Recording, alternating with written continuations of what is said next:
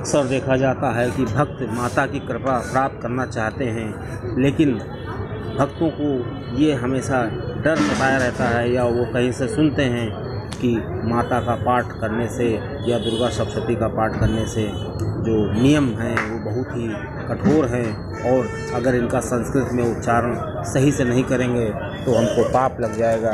यह ऐसा है कि माता की पूजा करने के लिए बहुत सफाई की ज़रूरत होती है, कि इस तरह की बातें होती हैं।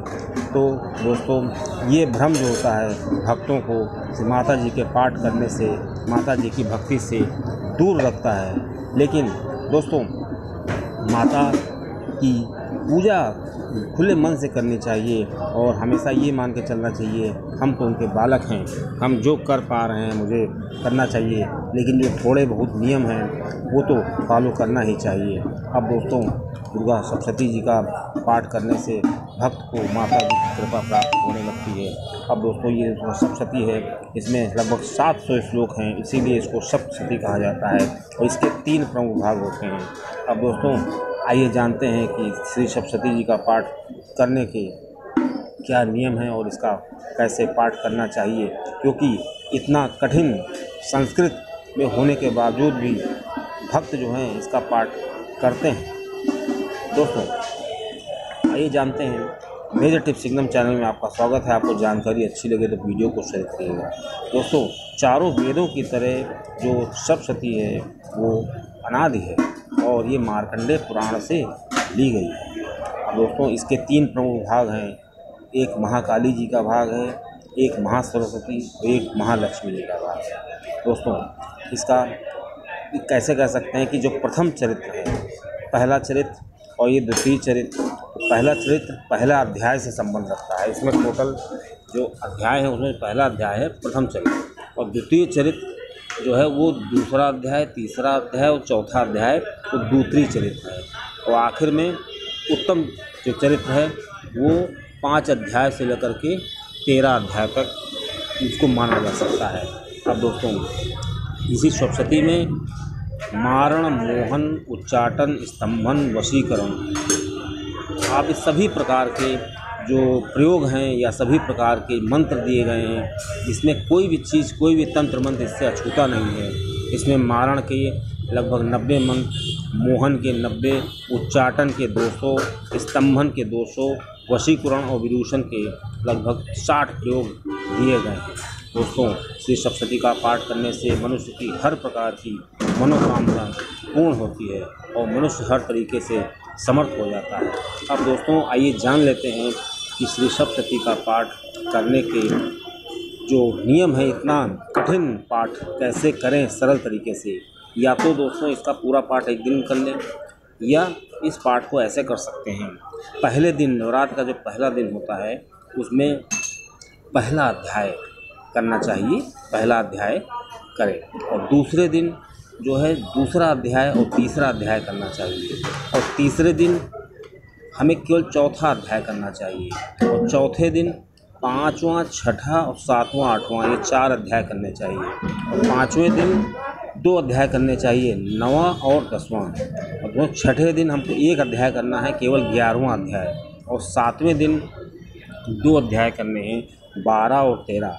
दोस्तों, इस प्रकार पहले दिन 1 अध्याय पहला, दूसरे दिन दूसरा और तीसरा अध्याय, तीसरे दिन चौथा अध्याय, चौथे दिन 5वां, 6ठा, 7वां, 8वां अध्याय, 5वें दिन 9वां, 10वां अध्याय, 6ठे दिन 11वां अध्याय और 7वें दिन 12वां और 13वां अध्याय करना चाहिए। इसके बाद हवन करना चाहिए और कन्या पूजन करना चाहिए। बस ये हमारा पाठ पूरा हो गया। लेकिन दोस्तों, पाठ एकदम से शुरू नहीं करना चाहिए। पाठ करने से पहले भी कुछ नियम हैं, वो मैं आपको बताता हूँ।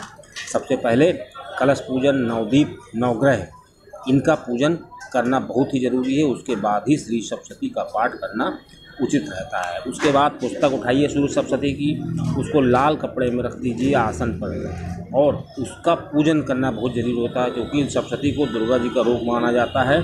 इसके माथे पर चंदन रोली लगा करके उसमें अक्षत और फूल और धूप दिखाना चाहिए। अब दोस्तों, इतना करने के बाद पूर्व मुख में बैठ जाइए लाल आसन पर। कुश का आसन हो, उस पर लाल हम कपड़े बिछा लें और आसन कभी बदलना नहीं चाहिए। ना तो अपना आसन किसी को देना चाहिए, ना तो किसी का आसन हमें लेना चाहिए।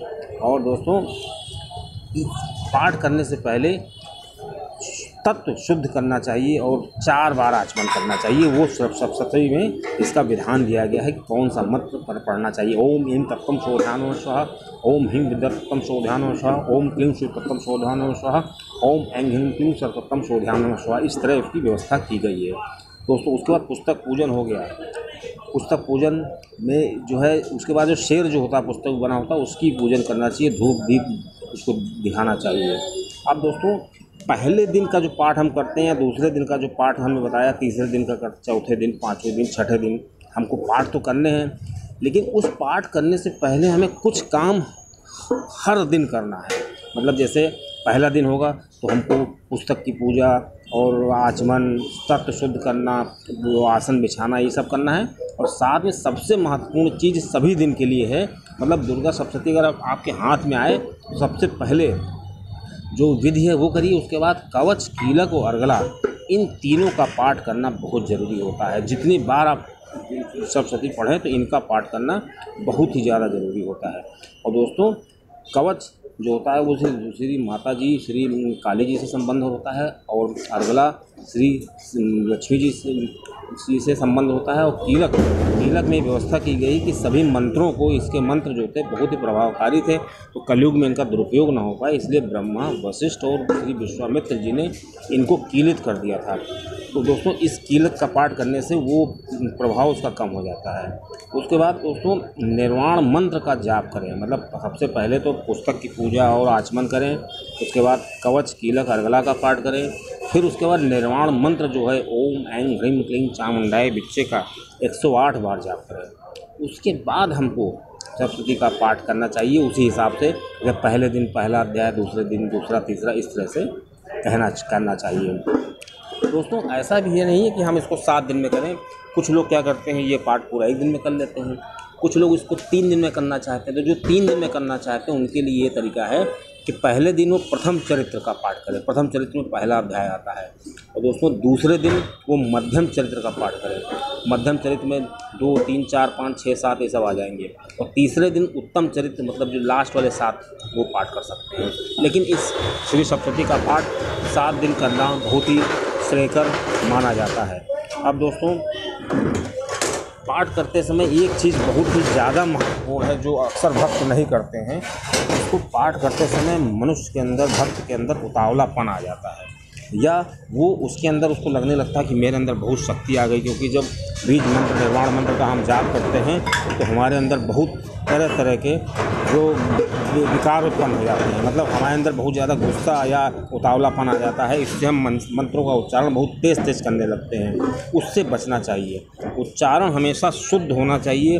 अगर शुद्ध उच्चारण नहीं कर सकते हैं तो हिंदी में उच्चारण करें, और उतावलेपन से बचना चाहिए। और दोस्तों कभी भी जब हम पाठ करें तो हमको अपना ध्यान पूरी तरह से पाठ पर केंद्रित रखना चाहिए। अगर हमारा दिमाग इधर उधर भटक रहा है तो हमको इसका पाठ नहीं करना चाहिए। और दोस्तों अगर कोई भक्त की संस्कृत बहुत अच्छी है तभी उसको श्री कुंजिका स्तोत्र का पाठ करना चाहिए। दोस्तों कुंजिका स्तोत्र पूरे सप्तशती में एकदम पीछे की तरफ, एकदम लास्ट में दिया गया है। दोस्तों इस कुंजिका स्तोत्र की इतनी महिमा है। अगर कोई भक्त पूरी सप्तशती का पाठ नहीं कर सकता है तो सिर्फ कुंजिका स्तोत्र का पाठ करने से ही उसको पूरे फल प्राप्त हो जाते हैं। लेकिन इसमें इस कुंजिका स्तोत्र को 3 भागों में हम बांट सकते हैं। दोस्तों इसमें एक मंत्र दिया गया है, उस मंत्र का जाप, उस मंत्र का 108 बार जाप करना चाहिए। और एक मंत्र बीज मंत्र है, उस मंत्र का हमें लगभग 11 बार जाप करना चाहिए। वो बीज मंत्र है, उसको बिल्कुल हम शुद्ध तरीके से उच्चारित करें।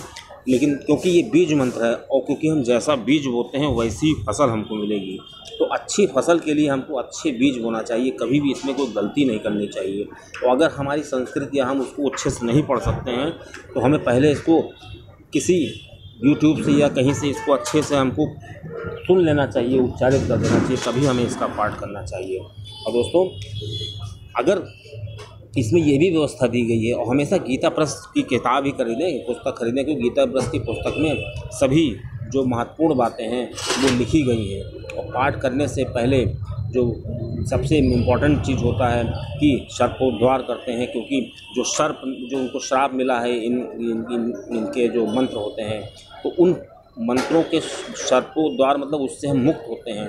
तो इसके लिए भी एक बीज मंत्र दिया गया है, वो पाठ के शुरुआत में ही जो श्री सप्तशती के 108 नाम हैं उसके बाद आपको ये मिल जाएगा। तो उसका भी जाप करना चाहिए 8 बार 7 बार, तो तब जा कर के हमें सप्तशती का पाठ करना चाहिए। और निर्वाण मंत्र का जाप पहले में और आखिर में